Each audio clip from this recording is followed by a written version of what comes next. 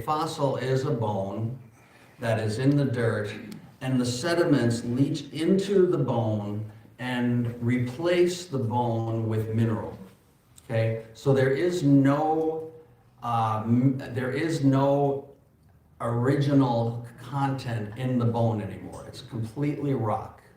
Okay, there's no life or anything left in that bone. It's been completely replaced with rock. Okay, so now, how do we put a date on a fossil? Okay, and again, this is agreement. There's basic agreement here between creationists and evolutionists, and we'll get into radioisotopes and that kind of thing. Because you've all heard how they can date rocks, right, with radiometric dating, potassium, lead, potassium, argon, all these different ones, carbon dating, all that kind of thing. We'll get into that deeper here later, but for now, I want you to understand this. First of all, no dating method can date fossils, okay? None of these radiometric carbon dating things, whatever kind you want to talk about, none of them are able to date fossils. Evolutionists agree with this, okay? Only igneous rocks can be radiometrically dated. That means rocks that were formed basically volcanic, igneous, think of ignite, okay? Those kind of rocks can be dated, and we'll talk about the dates, the millions of years that they get with this at another time, okay? But fossils are metamorphic rocks, and radiometric dating does not work on metamorphic rocks. Okay, it morphs from one kind of thing into another. Okay, bone into rock. It does not work on metamorphic rocks. Sedimentary rocks cannot be radiometrically dated either. Okay, sedimentary rocks are sandstone. 90% of the Earth's crust is sedimentary rocks. Okay. Over 99% of fossils are found in sedimentary rocks.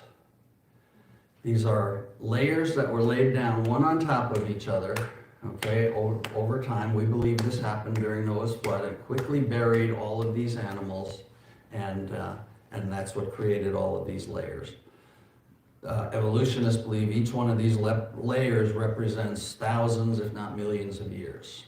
Okay, we believe they were laid down day after day after day, okay? But over 99% of fossils are found in sedimentary rocks. So what does that tell us?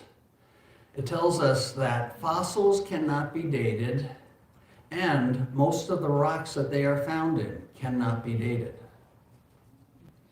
okay? Sedimentary rocks cannot be dated, and fossils can't be dated. How do you date fossils then? How do they come up with these millions of years to date these fossils? I'm telling you that evolution is more of a philosophy than it is a science. Okay? They believe they are millions of years old. Okay? Here's an honest evolutionist agrees with what I just said here. Okay? This is an evolutionist. He says, I'm disappointed when physicists say that sedimentary rock layers are dated radiometrically. He's admitting it. You can't date sedimentary rock with any of this radiometric dating, okay?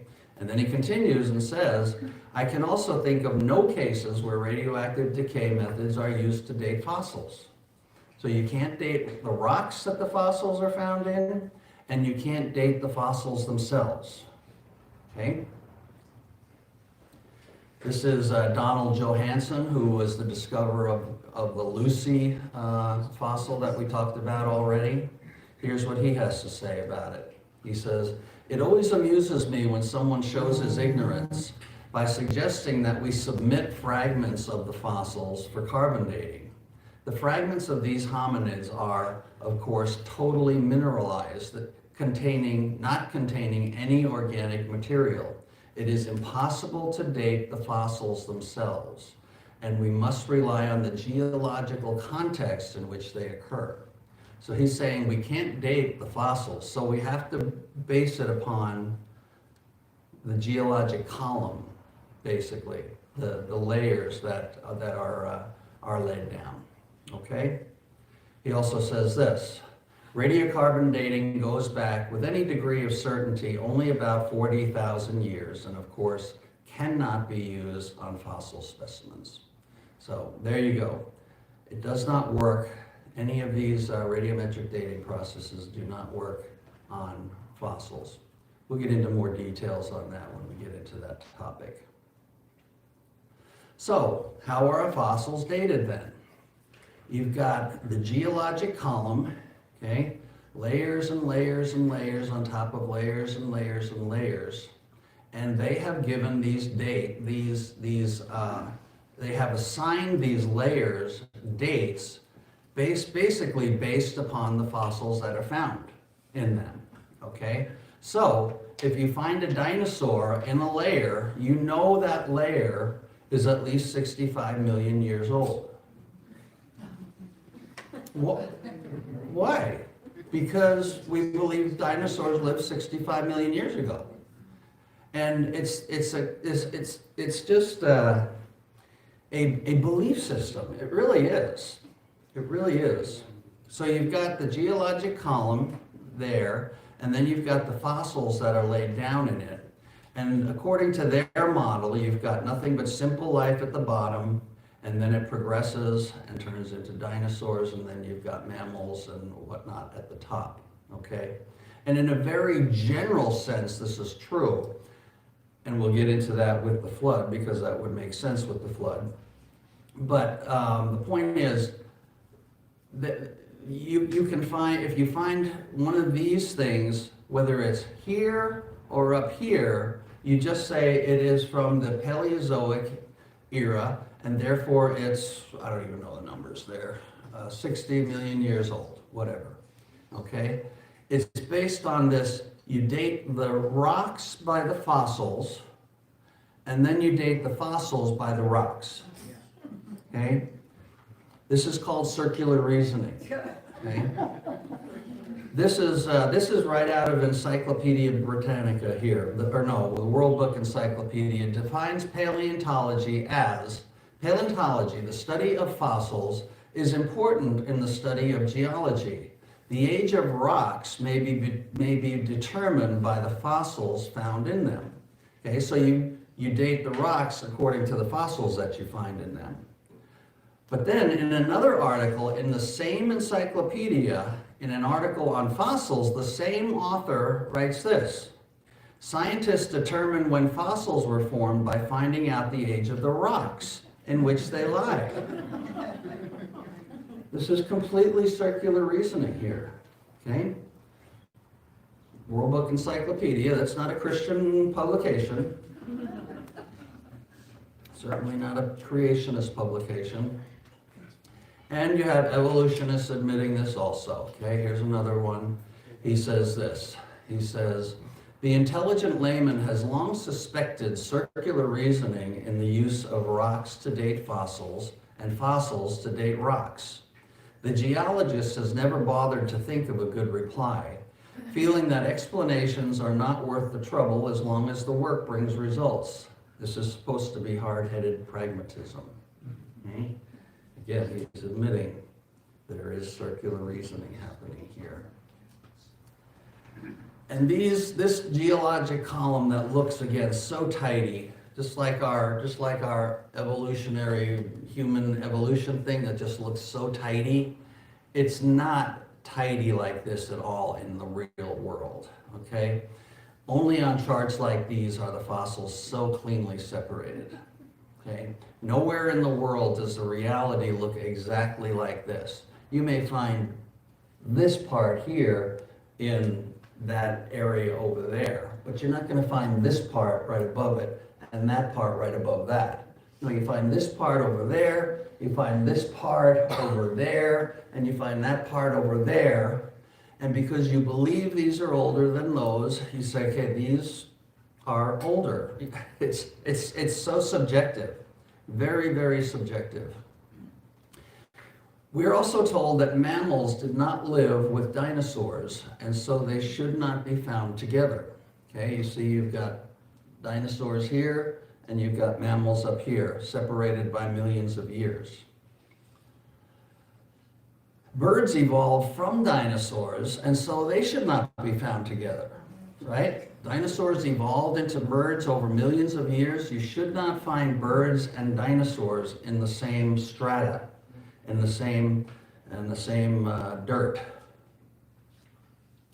Biblical creation predicts that we will find all of these creatures together. Okay? And I talked about scientific predictions last week and the week before, and we're going to make some predictions tonight and see what comes out. Okay? Out of place fossils. Okay, again, this is only on charts like this is this so cleanly separated. Okay? So here's our scientific predictions. Evolution would say that we will find a clear progression in the lower layers to upper layers of simple organisms to more complex life. And so for them, this is evolution in action here. Okay? You got the simple life many millions of years ago, and then it gets more and more complex until you get to mammals and humans up here. Okay? Creation, biblical creation says most life would be present in all geological layers. Okay? There is some separation of them, and we'll get into that when we do the flood and that kind of thing. But, so this is an example here of an index fossil. I don't know if you know what an index fossil is. Well, I'll just read what it says here. This is a trilobite. Trilobites make good index fossils. If a trilobite fossil, such as this one, is found in a rock layer, the rock layer was probably formed 500 to 600 million years ago. Okay? Because they believe it's a simple life form, which it's not, by the way. But they believe that this is a very early life form, and so anywhere you find this particular fossil, the rocks have to be 500 to 600 million years old. So you find these at the bottom of the Grand Canyon. Therefore, the bottom of the Grand Canyon must be 500 to 600 million years old. But you also find these, you can go up to Parowan and the Beaver area, and there's canyons up there where you can walk through, and people go trilobite hunting in them all the time. Okay? So the bottom of the Grand Canyon, but the top of the Grand Canyon is not supposed to be 500, 600 million years old, yet Parowan is higher than that. And so they just assign that as 500 to 600 million years old because you find trilobites there. Are they able to date a trilobite? No, they cannot date a trilobite. So this is a very interesting thing. You find sea life throughout the geologic column. From the bottom to the top, you find sea life. What would you expect to find if it was a worldwide flood? You would expect to find sea life constant in virtually every layer because the oceans are coming up on the land, tidal waves, and massive destruction. This is a picture of a fish eating a fish. I don't know if you see that. Okay? And he got fossilized in that position. That shows you that that fish had to be buried immediately and died in the process of being buried while he's eating his dinner. Okay? And there's lots of fossils like these. So from the bottom of the Grand Canyon to the top of Mount Everest, you find sea life, just as biblical creation would predict. This is an article out of a textbook that says, climbers reaching the top of Mount Everest plant their victory flags over the remains of animals that once lived in the sea. Isn't that interesting?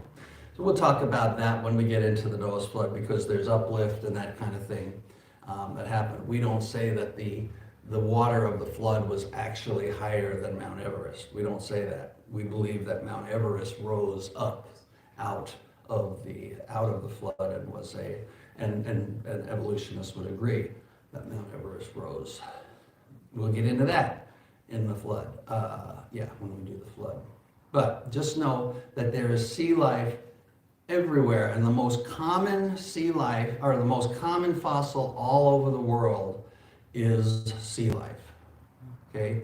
On the land, all over the world, sea life. This is an interesting one. Now, dinosaurs and mammals supposedly didn't live together. This is a dinosaur and a mammal fighting here, okay? This is the head here, and you can see the other one. I think this is, now I'm not even sure which one is which now. Let's just say the bigger one is the dinosaur. But you can see here's the little skull of the mammal, and he's even got his hand in the mouth of the dinosaur right here. And they were probably in the midst of a fight when all of a sudden something came down on them and buried them in that position, in the fighting position. It's very interesting. A mammal and a dinosaur in the middle of a battle. But wait a minute, dinosaurs lived here and mammals lived millions of years later, okay? This shows that mammals and dinosaurs had to live at the same time, okay? And evolutionists are changing their position on this now, okay? I gotta be honest with them. They find stuff like that and they go, oh, okay. Apparently mammals and dinosaurs, at least some mammals, lived at the time of dinosaurs. Let's continue on. How did they get, how did they get the fossil in that position? We already did that. Marsupials, these kind of kangaroos and whatnot, are found in the dinosaur era. While living marsupials are largely restricted to Australia and South America, their fossils from rocks classified as late Cretaceous between 85 and 65 million years ago, the age of the dinosaur, are found exclusively in Europe, Asia, and North America. But here they are. These guys lived at the time of the dinosaur. Why did the mammals and the birds survive the asteroid that supposedly made the dinosaurs go extinct? You have to think about that for a second. Okay, there's this asteroid that hit the Earth and completely destroyed and killed, made extinct all the dinosaurs. Why just the dinosaurs? If this is a earth-altering event, a life-ending event, why did it just kill the dinosaurs? Why didn't it kill the mammals? Why didn't it kill the birds? And evolutionists have to answer that. Our answer to that is that almost all life died at Noah's flood. But certain amounts, with the Noah's Ark, we'll get into all of that, were saved. But we would expect mammals and birds and dinosaurs to have all died at the same time, okay? But it just doesn't make sense that this asteroid comes and kills all the dinosaurs but doesn't kill anything else. This is another interesting fossil, a mammal that ate a dinosaur. Yeah, this is a mammal, and apparently in his insides here, they have found the remains of a small dinosaur that he ate. Okay? Again, clear evidence that mammals and dinosaurs lived at the same time. And like I say, because of fossils like this, they're now changing their tune that, okay, mammals and dinosaurs must have lived at the same time. Just as, by the way, creation predicts. Creation predicts that animals and dinosaurs lived at the same time. They were all created on day 6. Here's a paleontologist. He says, we find mammals in almost all of our dinosaur dating sites. These were not noticed years ago. We have about 20,000 pounds of clay that has mammal fossils that we're trying to give away to some researcher. It's not that they're not important, it's just that you only lived once, and I specialize in something other than mammals. I specialize in reptiles and dinosaurs, and as do most of them. They don't want to find mammals. They want to find dinosaurs, okay? Like you said, they only live once. I'm not wasting my time on a kangaroo, you know? Give me Mr. T-Rex here, and that will be... But the interesting thing is, you go, now we know mammals and dinosaurs live together, yet you go into museums, and it is a very, very rare museum that will show you mammals in the same room as the dinosaurs. You go in the dinosaur room and it's all dinosaurs. And then there's another room for mammals, and it gives the impression that they lived millions of years later, dinosaurs lived millions of years earlier. Why not bring mammals into the dinosaur room? Why not take some dinosaurs and put them in the mammal room? But it gives this false impression of evolution. It gives this false impression that these millions of years are legitimized, but they're not from the fossil record. Here is a dinosaur that ate a bird. Now, does that make sense? I thought dinosaurs evolved into birds over millions of years. How could a dinosaur have eaten a bird if dinosaurs evolved over millions of years into birds? Maybe it was pregnant. It must have been pregnant.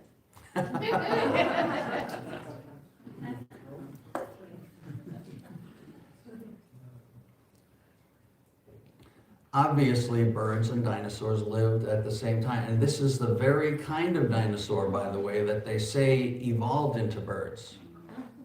This very kind of dinosaur here. And yet he ate a bird.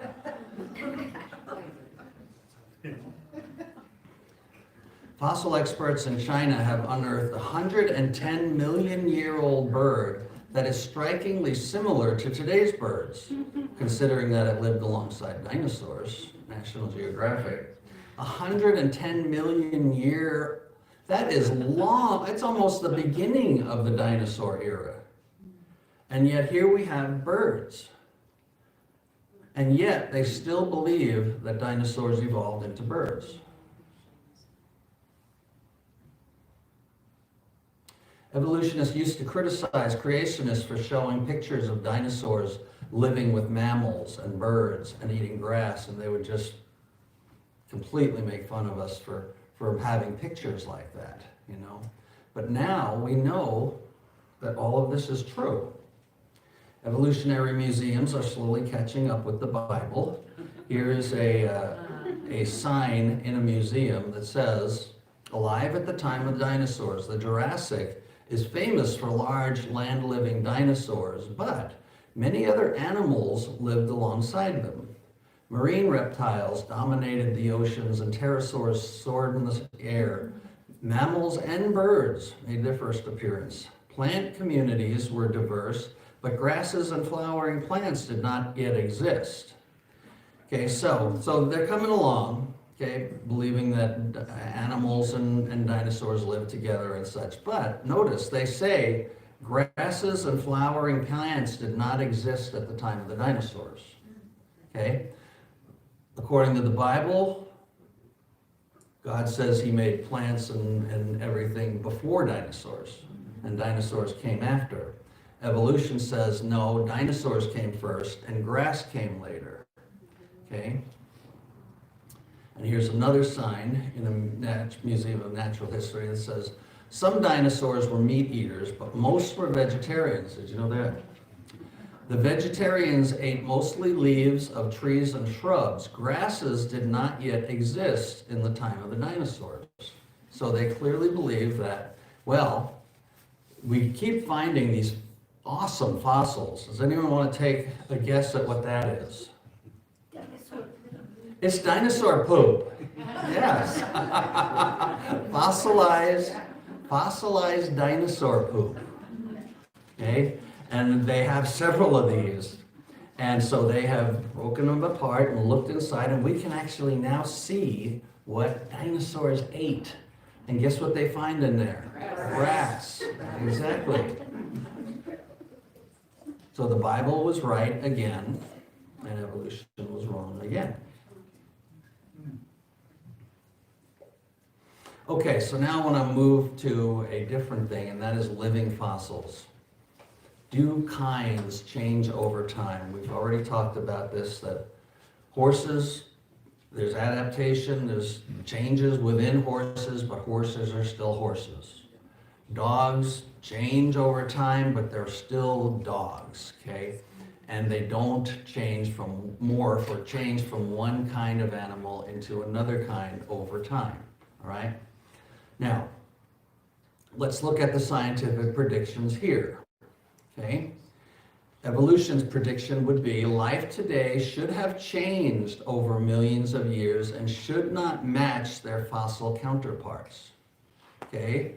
So if something existed 50 millions of years ago here, it should have changed over time and it should not look like that anymore.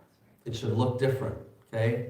Even if it's the same species, it should look completely different because it's morphed, it's changed.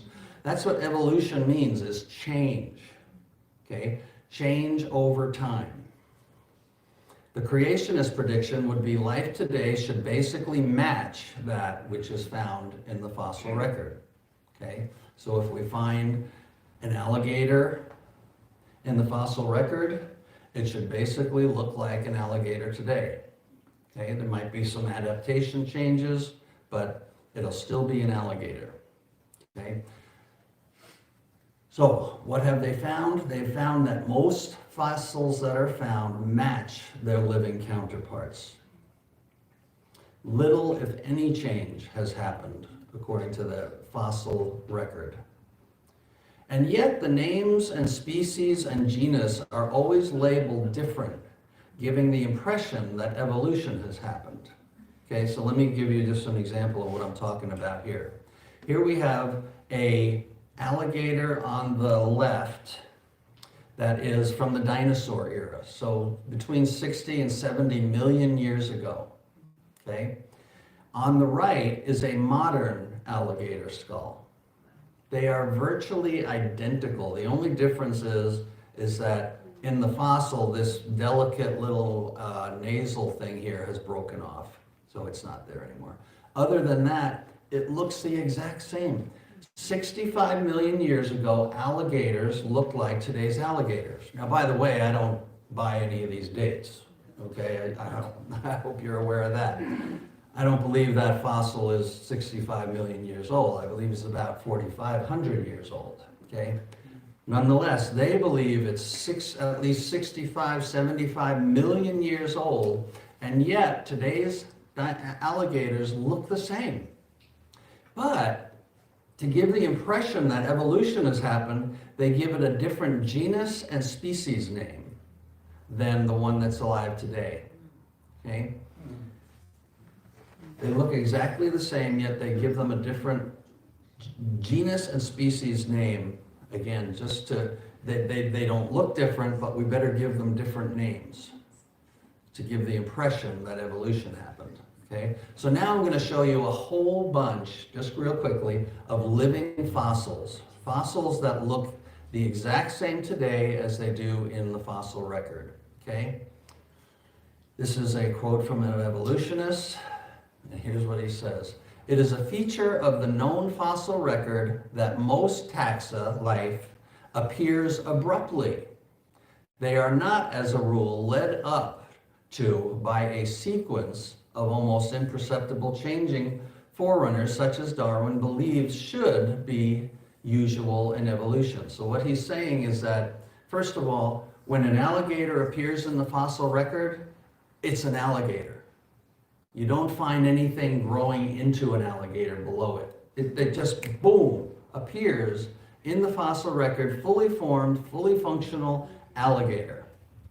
And then, as the millions of years go by, there's virtually no change in the alligators. This is exactly what creation would expect, okay, but not what evolution would expect. Here's another quote from an evolutionist. He says, most species during their geological history either do not change in any appreciable way, or else they fluctuate mildly, morphology, with no apparent direction. You see what he's saying? He's saying most species in the fossil record, in the fossils, they look very much like the life that is around today. There's not, wait a minute, that's not evolution. That's creation. That's what we would expect to find. That's not what they would expect to find. So here we go with some of these. Okay, here's fossils of turtles, and there's a modern day turtle. No difference. Okay? In virtually all cases, a new life form appears for the first time in the fossil record with most definitive features already present and practically no known stem group forms. What are they saying here? They're saying when turtles appear in the fossil record, they're turtles. They're fully turtle. Okay? There's not something leading up to them becoming turtles. They just, boom, there's turtles. That's creation. That's what we say happened. Boom, God made turtles. Didn't lead up to anything. God made turtles. Boom. And so turtles look like turtles. And remember, these are all evolutionists that I'm quoting here. Okay? Here's octopus. Ancient and modern octopus look the same. These things are 95 million years old, according to evolution. Yet one of the fossils is almost indistinguishable from the living species. No change, yeah. It's interesting how, if the evolutionary model is true, it would have rotted before it was able to fossilize. Especially something like an octopus. Yeah, no bones. Right. That should not fossilize. Okay, it should rot immediately, but it had to have been buried immediately in order to fossilize. Good. Very good. Lizards, this is amber. If you've heard of amber, amber is tree sap that falls out of a tree and lands on an animal, and it's really sticky. And the animal gets all, kind of like a rat on the paper, the sticky paper, and it gets stuck there, but the sap keeps landing on it, and it eventually encapsulizes the animal, okay? Now, we would say this amber is, but thousands of years old, not millions of years old. Evolutionists say these amber animals are millions of years old, okay?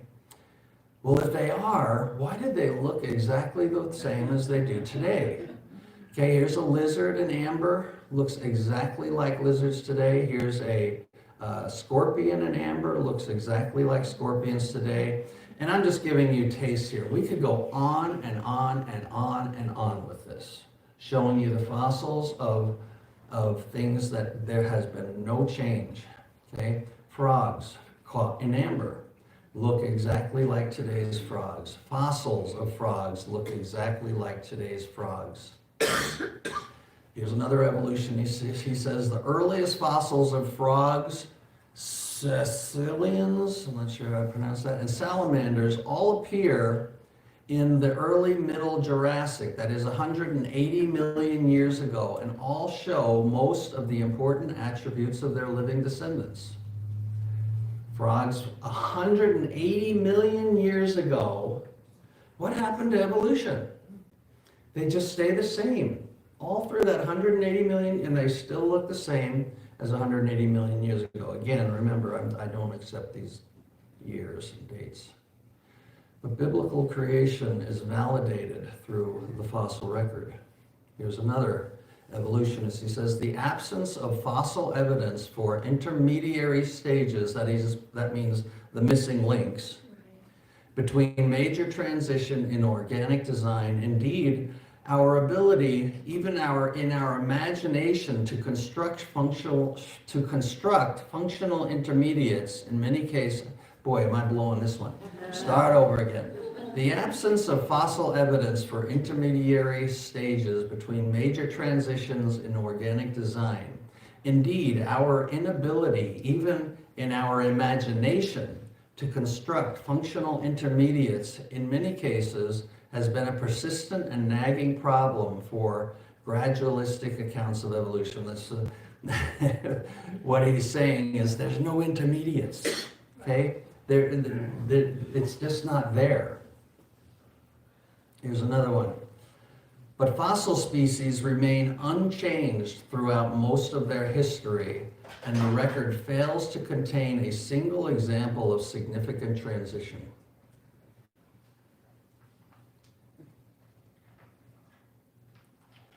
Here's a 40 to 70 million year old cassowary bird. They're alive today. They look exactly like their 40 to 70 million year old counterparts. You got lots of quotes from, like, there was one there from Harvard and, you know. Yeah, these are not no-name evolutionists, by the way. You're Right. Good point. So, how can they continue this delusion? They have an agenda. Next week, I will show you what happens in this process. So for instance, they say that fish evolved into amphibians, and fish slowly grew legs and came out of the ocean. Okay? And we have literally hundreds of thousands of fossils of fish and many thousands of amphibians. But guess what? That timeline, my stick, I'll bring my stick next week and we'll do this with the stick, okay, is empty. But there's always one on there that they cling to, okay? And we'll look at the ones that they're clinging to as evidence that that process happened, okay? It doesn't make sense to me either, guy, believe me. Pelican. A pelican fossil 30 million years old, according to evolutionary dating, was found in fine limestone in France, with all the details preserved. Dr. Antoine so-and-so said he was surprised by the fact that it is so similar to modern pelicans. The BBC News article commented that the fossil surprised researchers because it reveals just how little pelicans have evolved over huge expanses of time. And again, I'm just giving you samples of, you know, these are here, now we're on birds, but it goes on and on and on. The only fossils that don't match are the ones that have become extinct, like dinosaurs, okay? There's no dinosaurs today to match the dead dinosaurs. But everything that is alive today, that is represented in the fossil record, looks like it does today. That's not evolution. That's creation. Exactly what creation predicts. Here's another, Stephen Jay Gould, very famous evolutionist. He says, the history of most fossil species includes two features, particularly inconsistent with evolution, and they are stasis and sudden appearance, okay? He's going to say, he's going to tell us, here's the two things we find in the fossil record, and neither of them match evolution, okay? And here's what he says. He says, stasis is most species exhibit no directional change during their tenure on Earth. They appear in the fossil record looking much the same as when they disappear, okay? What happened to the evolution? And here's the other interesting thing. Sudden appearance. In any local area, a species does not arise gradually. It appears all at once and fully formed. This is creation. This is exactly what we would expect to find. Suddenly, fully formed, fully functional is what we would expect with creation. With evolution, we would expect it to slowly, gradually change, but he's saying neither of these things happen. So they're not all united in their beliefs and. No, as a matter of fact, next week this guy comes up with another theory called punctuated equilibrium. Anyone ever heard of that? This is very interesting, the theory that he comes up with because of what they're finding in the fossil record. Get into that next week. The oldest known fossil bat found in Wyoming in the United States, 50 million years old. There is no difference between this fossil and the bats alive today. The fossil record of bats extends back to the early Eocene and has been documented on 5 continents. All fossil bats, even the oldest, are clearly fully developed bats. and they shed a little light on the transition from their terrestrial ancestor. Okay? So they say mice eventually basically grew wings and turned into bats. Okay? We say no, God created mice and God created bats. They say no, mice evolved into bats. What does the fossil record show? It shows that mice are still mice, and it shows that the earliest bats that we can find are fully formed and functional bats. No transitional forms. Here's a crab fossil. Looks exactly like the fossils today. And I got a great quote here from Richard Dawkins, the most famous evolutionist alive today. Here's what he has to say. He says, the Cambrian strata of rocks are the oldest ones in which we find most of the major invertebrate groups. And we find many of them already in an advanced state of evolution, the very first time they appear. Okay, so he just can't get himself to say they're just, but look what he says, next. This is great. He says, it is as though they were just planted there without any evolutionary history. Needless to say, this appearance of sudden planting has delighted creationists.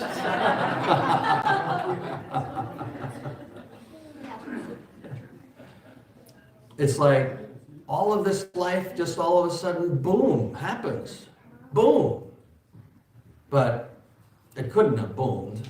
It had to have evolved. We just don't have any evidence for it. Seahorses in the fossil record look exactly like seahorses today. Horseshoe crabs. I grew up on the East Coast with horseshoe crabs. They are the coolest thing in the world. Anyone ever seen a horseshoe crab? A couple of you? Yeah. Look exactly like they did 300 million years ago.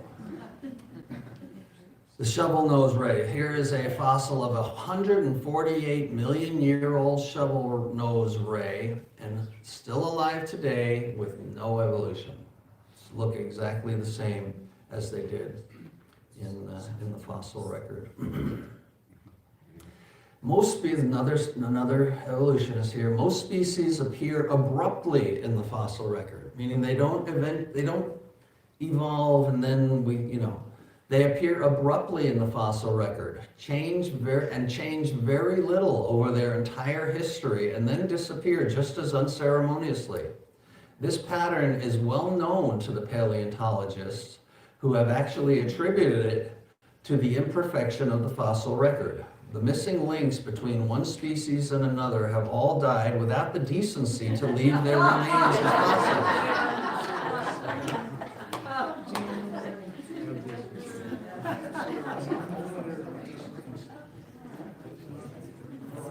So you've got dinosaurs that left thousands of fossils, you've got birds that left thousands of fossils, and Mother Nature didn't have the decency to leave any of the transitional fossils along the way.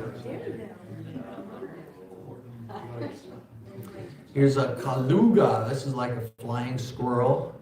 It says the fossils are no help to evolutionists either. They concede that the first true, whatever this is, allegedly 34 million years old, differs little from the modern calugas.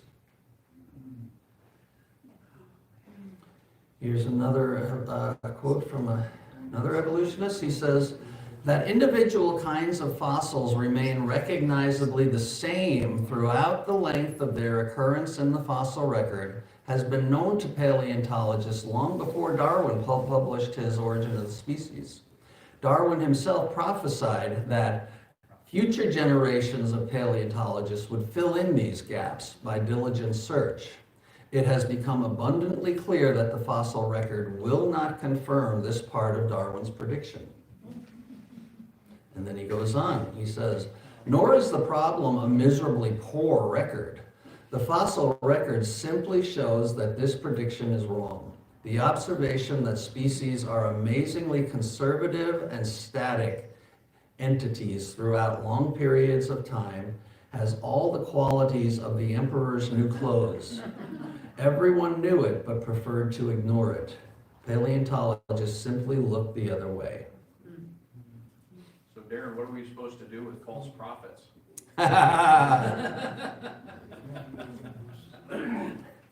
To be fair, that's his words. I don't think Darwin called himself a prophet. All right, here's more amber. All kinds of bugs have been found in amber. Again, supposedly millions of years old, and they look exactly like today's bugs. No change.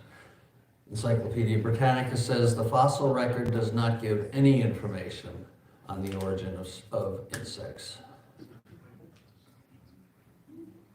Living plants and trees alive today that are represented in the fossil record show virtually no change.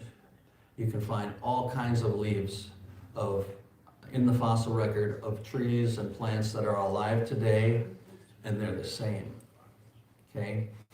So, remember the t-shirt, we've got the fossils, we win? Well, I'm sure an evolutionist could sit up here and be convincing of his side of this also. He'd have his bias, I have my bias, okay, for sure. But I'm not trying to hide anything from you. I'm admitting that there are things in the fossil record that don't look the same today because they're dead, they're extinct, they're gone, okay? So those are gone, but the things that are alive today that are found in the fossil record look the same as they do today. Evolution. That means change. The word means change. And you know what they'll call this? They'll call it evolutionary stasis. You know, you ever heard of an oxymoron? Evolutionary stasis. Stasis means staying the same. Evolution means change. So they're saying it's unchanging change. All right. That's all I got for tonight. Next week, we'll look at these supposed missing links in all of these things and show you just how valuable those are. Well, before we end, there is a movie coming to the movie theater over by, I can't think of the name of it, by DI over there, Pineview. It's called The Ark and the Darkness. I have not seen it, but it looks great. I'll show you the preview here, okay? But it's about the flood of Noah, basically, and the evidences for that, okay? I have my tickets already. It's only one night. One showing, one night. On the 20th at 7 o'clock at Pineview. Okay, I've already got my tickets. But here's the preview for that.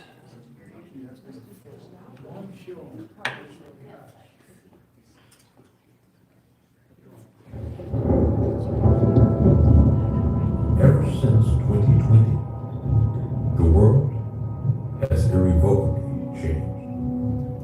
With every month passing, seeming to get stranger and stranger. It's scary to think what the future holds as we march forward together, facing a certain inevitability. A prophetic time that can only be described as biblical.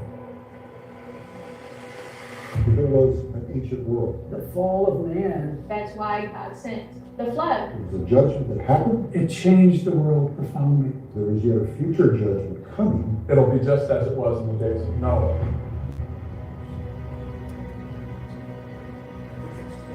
In the last days, the end times, There will be surprise when Jesus comes.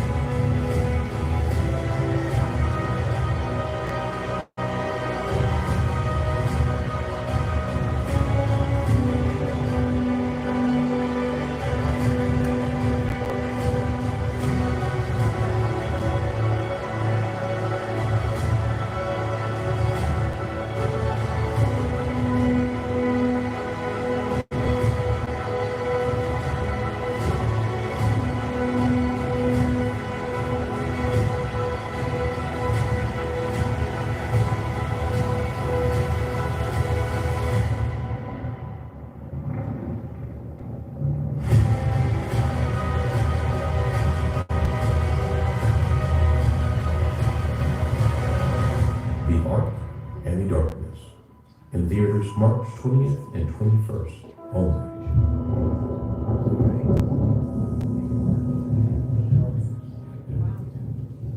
According to Marcus Theaters, synopsis. What do you got there, guy? Like I say, I can't vouch for it because I have not seen it, so, but there are just some of the guys who are being interviewed in it. I recognize them and they're top-notch guys. And they also did an earlier one called Paradise Lost, which was a really good one also. So I expect that this would be pretty good too. What? Something? Oh, okay. All right, any questions or comment? I know this was a little deep tonight. Did I lose anyone? Yeah. In order to be a fossil, does it have to come from a living thing? You know, leaves, animals, like even the hats that were fossilized were maybe skins of animals? They probably were, yeah, but no, it doesn't, I mean, I can show you a water wheel that has been fossilized, okay? Would that be wood? The wood is fossilized, but there's rock that has grown up around it also that just formed around it, okay? So I wouldn't say it's something that has to have been alive, but most things are, yes. Petrification is usually woods and that kind of thing. And I think they would call the hats probably petrified rather than fossilized. But it's the same process, okay? Any other questions or comments that I didn't make clear? Anything? Okay, very good. All right, let's close with a word of prayer. Father, thank you so much for your amazing world. And we thank you once again that you have not left us in a blind faith. I thank you, Father, for that. God, I pray that you'd help us to use this information to share the truthfulness of your word, that your word can be relied upon, that your word is true, and that it's not just blind faith that believes that, but even the rocks cry out that it is true. And Lord, if we don't do it, the rocks will cry out, and that's what they're doing. That's what they're doing with all these fossils, is they are crying out with the truth. But help us also, Lord, to cry out and to share the truthfulness of your word, and that this would strengthen our faith, that we would have more courage to step into a situation and share the truth with people, knowing that our faith is not made up of fables and fairy tales, but based upon history, based upon science, and based upon truth. Thank you, Lord. Thank you, Jesus. We love you, and it's in your name we pray. Amen.